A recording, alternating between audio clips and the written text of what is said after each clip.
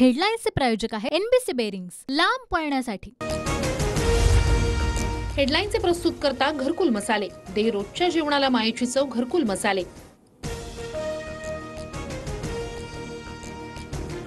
नाशिक आणि संभाजीनगरमध्ये समता परिषदेच्या पदाधिकाऱ्यांकडून अर्ज दाखल। नाशिकमधून दिलीप खैरे तर छत्रपती संभाजीनगरमधून मनोज घोडके यांनी उमेदवारी अर्ज भरला।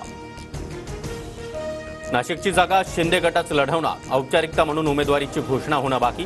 लवकरच मुख्यमंत्री अधिकृत घोषणा करतील। हेमंत गोडसे नाशिकमधून लढण्यावर ठाम।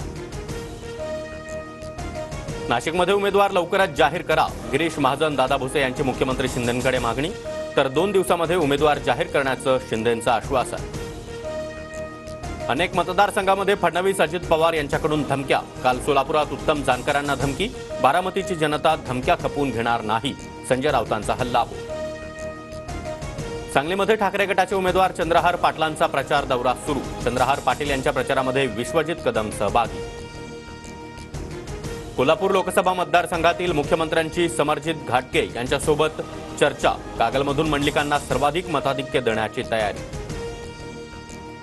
ओबीसींनी ओबीसीला सहकार्य करावं। अहमदनगरमध्ये बॅनरवरील मफलर घातलेल्या प्रतिकात्मक फोटोमुळे चर्चांना उधाण।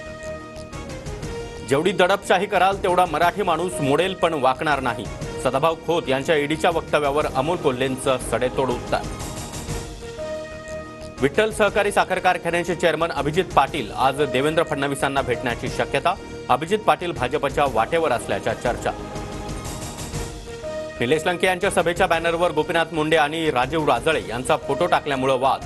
आचारसंहिता भंग केल्याची भाजपची निवडणूक आयोगाकडे तक्रार।